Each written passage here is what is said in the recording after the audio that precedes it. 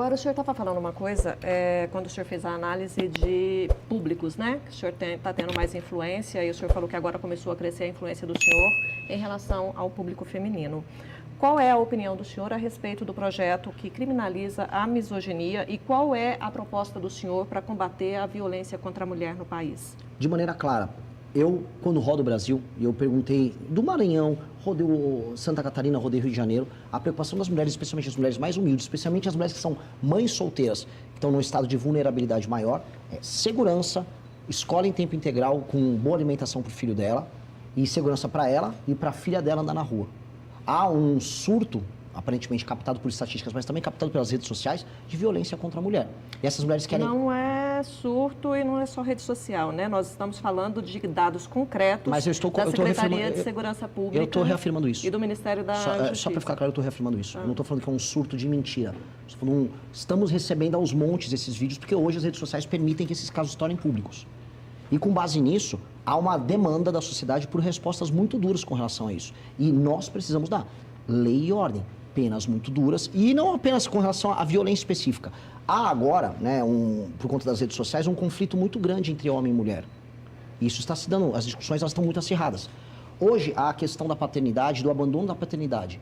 A menina que tem um relacionamento com o rapaz acaba não ficando presente.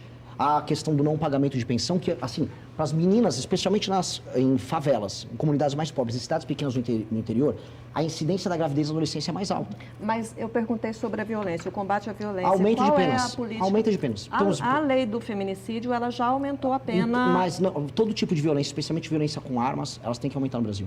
E acabar com a progressão. Sim, mas nós já temos um aumento de pena que foi aprovado recentemente. O senhor considera que apenas o aumento de pena é necessário para combater? Acima de tudo, aumento de pena. E como é que o senhor explica o fato de ter aumentado a pena e de os feminicídios continuarem crescendo no país? Os homicídios como um todo, e homicídios contra a mulher, não aumentaram. Eu estou falando de feminicídio. Eu estou falando de homicídios. Eu estou falando de mortes. Nós estamos falando de... Mas feminicídio, toda morte, né, em que a mulher é morta pela condição de ser mulher, é um feminicídio, não é um homicídio de mulher. Perfeito, mas eu preciso colocar a estatística de maneira clara. Homicídios como um todo contra a mulher diminuíram. Há agora... E isso é um termo bom para a gente poder medir. Violência contra a mulher dentro de casa, violência por, vamos dizer, algum tipo de motivação dessa natureza. O cara agrediu uma mulher por ser mulher. Hoje você tem uma métrica que não existia. Ela está aumentando e estamos trazendo luz para isso. Aumento de penas. Aumento de penas. Eu vou trabalhar com aumento de penas. Eu não vou trabalhar com critérios subjetivos, como aconteceu agora. Ah, não, você vai... uma discussão que pode ser tratada como misógina ser equiparada à injúria racial. Eu não vou trabalhar nesses termos. Não vou trabalhar porque traz uma subjetividade que não é bom nem para a relação homem-mulher, entre homens e mulheres de boa fé. Então, e nem o senhor é contra a criminalização da... A lei da misoginia? Sou contra. Sou profundamente contra essa lei. Eu quero aumento de penas, eu quero lei e ordem. Agora, o senhor falou que vai trabalhar principalmente com o aumento de pena. Quando a gente fala em aumento de pena, pré-candidato, a gente fala de uma situação em que a mulher já foi assassinada, ela já foi exterminada e ela já deixou órfãos e deixou pais órfãos, irmãos órfãos e amigos órfãos. E antes disso, qual que é a sua proposta? O elemento que tem o maior poder de dissuasão para o cometimento de crime é justamente a certeza da punição. Perry Chiquida, estou falando agora política pública baseada em evidência. Perry Chiquida tem um estudo no Brasil que mostra que o cometimento de crime violento como um todo é dissuadido por, penas altas e 2, pela certeza da punição.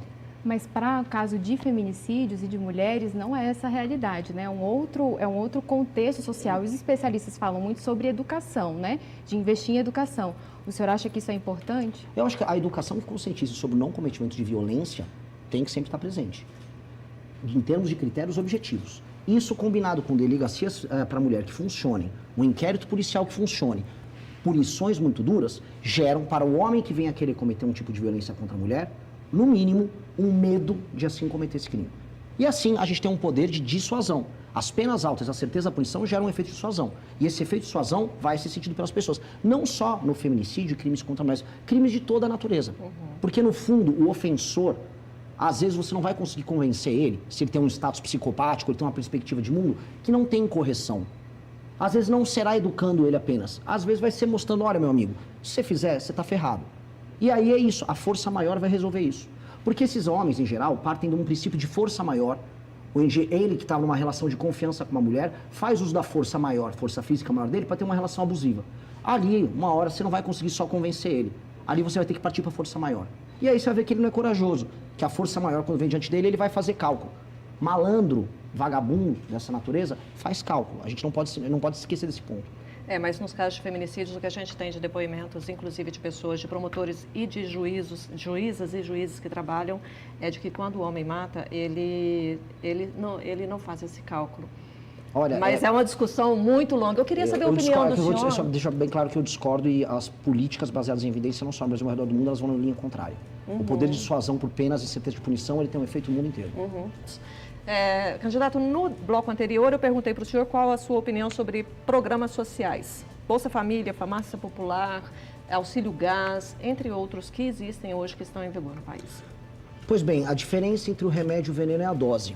Eu acredito que temos que ter políticas de assistência para pessoas em situação de vulnerabilidade e em locais que não há atividade econômica. E quando a gente roda, especialmente municípios pequenos, eu tive agora na Marcha dos Prefeitos falando sobre isso, municípios pequenos, em regiões distantes de grandes centros, em especial na região norte e nordeste, diante da ausência de atividade econômica, algumas pessoas para sobreviver vão precisar de um Bolsa Família, para ter acesso a um remédio vão precisar de uma farmácia popular. Isso é um dado da realidade. Dito isso, a partir do momento que a gente percebe que mais de 40% dos domicílios na região nordeste estão no Bolsa Família, a gente percebe que o remédio começou a virar o veneno. E o remédio vira veneno no sentido de que não há um estímulo hoje do tomador de decisões, um prefeito, ou mesmo da parte do governo federal, em alterar essa realidade, que é aumento da atividade econômica.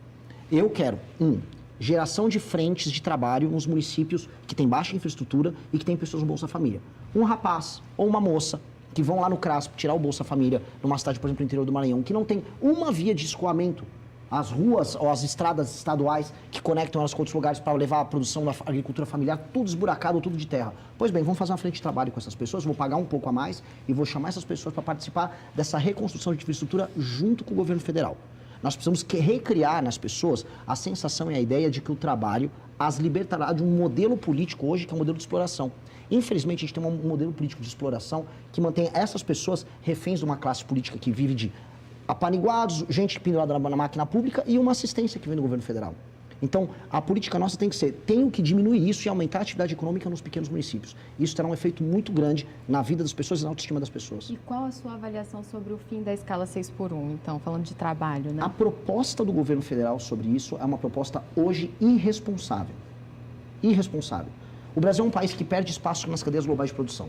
A gente está falando de ter emprego de qualidade. Então, você vai pegar uma fábrica que tem em Sorocaba, lá em São Paulo, que trabalha como a Gestamp, para dar nome, que produz e entrega aparelhos ligados à indústria automotiva para o mundo inteiro, vão perder as cadeias globais de produção, a gente vai perder emprego e vai se isolar.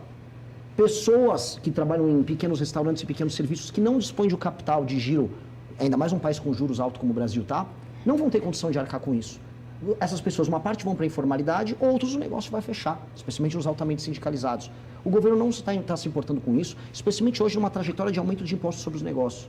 Então, o que nós precisamos fazer? Nós precisamos flexibilizar o mercado de trabalho, aumentar a agenda de competitividade do Brasil. O que o senhor chama de flexibilizar o mercado de trabalho? As pessoas têm que ser mais autônomas para fazer contratações e demissões. E as relações de trabalho entre as partes... O senhor está falando de trabalho sem a CLT? Sim. Até porque negociação direta, empregado-patrão? Empregado e patrão, mantendo a existência de sindicatos e, na verdade, ampliando a existência de sindicatos para um modelo de competição entre sindicatos nas mesmas áreas, setores e regiões. Mas para quem não tem sindicato, não é sindicalizado? Eu acho que você está no país que você tem sindicato até para onde você não precisa.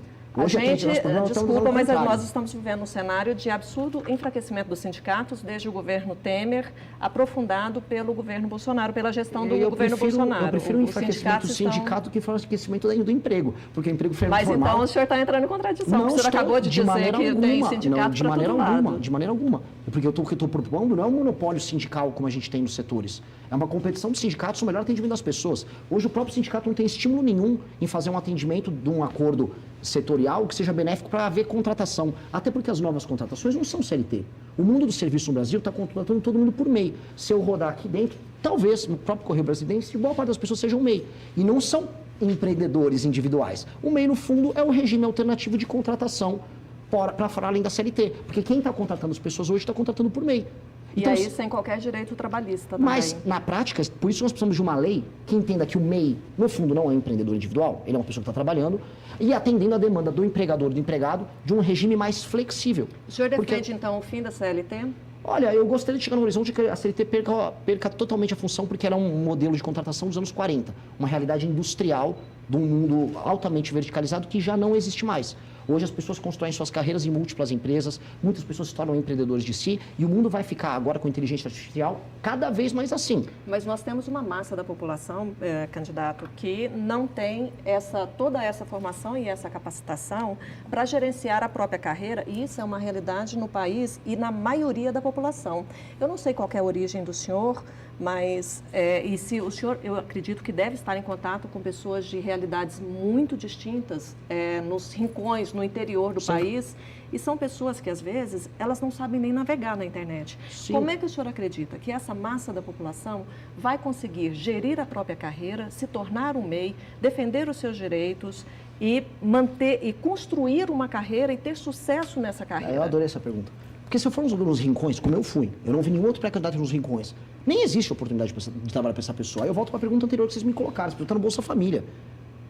Nos grandes centros urbanos em que há atividade de trabalho, essas pessoas que não são idiotas, uma pessoa mais pobre, mesmo sem formação, não é um imbecil. Ela toma decisões econômicas adequadas à realidade dela para ter o autossustento.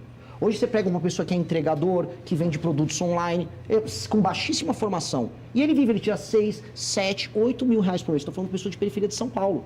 Estou falando do meu eleitor, que é o jovem. Esse jovem aprendeu a navegar nesse mundo. Primeiro, porque ele não é um imbecil completo, ele é capaz de se defender.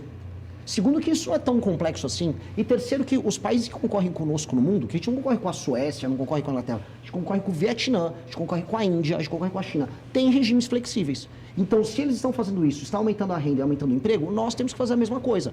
Se a gente falasse, não, igual a Erika Hilton, que apareceu lá com um monte de umas empresárias lá, com franjinha, eu tô aqui, na minha empresa a escala é 3/4, porque na Inglaterra, que Inglaterra? Não tem Inglaterra nenhuma. Deputado, houve uma redução da mudança da jornada de trabalho. Deputado, desculpa, pré-candidato. Houve uma mudança há cerca de 40 anos de redução da jornada de trabalho, né? E o país continuou se desenvolvendo. Não As continuou. pessoas continuaram com... Não continuou. Continuou, deputado. O senhor como pré-candidato está a par dos números e dos índices de desenvolvimento do país. O país cresceu muito, o país hoje é um expoente na América do Sul e é um expoente no mundo. Não é. Por que o senhor acha que a redução da escala 6/1 vai fazer um retrocesso e vai fazer a economia... Eu vou pedir para o nosso espectador acompanhar todos os gráficos de produtividade do Brasil perante o mundo. E o gráfico assustador. A produtividade é a quantidade de dinheiro que uma pessoa faz por hora de trabalho. O Brasil está estagnado. Nos últimos, justamente o exemplo que você usou foi bem infeliz. Nos últimos 40 anos. Quando nós comparamos... Nós não estamos falando em produtividade, nós estamos falando em movimentação da economia, em geração de emprego, em melhoria da qualidade de vida, em inclusão, em retirada do país do mapa da fome. Mas então vou te explicar. A produtividade significa a quantidade de recursos gerado por hora por uma pessoa que trabalha. Então isso está linkado ao aumento de riqueza. Então é exatamente isso que nós estamos falando. Não é nenhuma coisa diferente, é exatamente isso. O papel do Brasil perante o resto do mundo diminuiu. E esse é um problema. Infelizmente o nosso tempo acabou. Eu agradeço muito a vinda do senhor. Boa sorte para o senhor na sua campanha. Muito obrigado. Obrigado, pessoal. Obrigado a todos. Se você gostou do vídeo, deixe o like e se inscreva no canal. E não se esqueça, a onça é inevitável.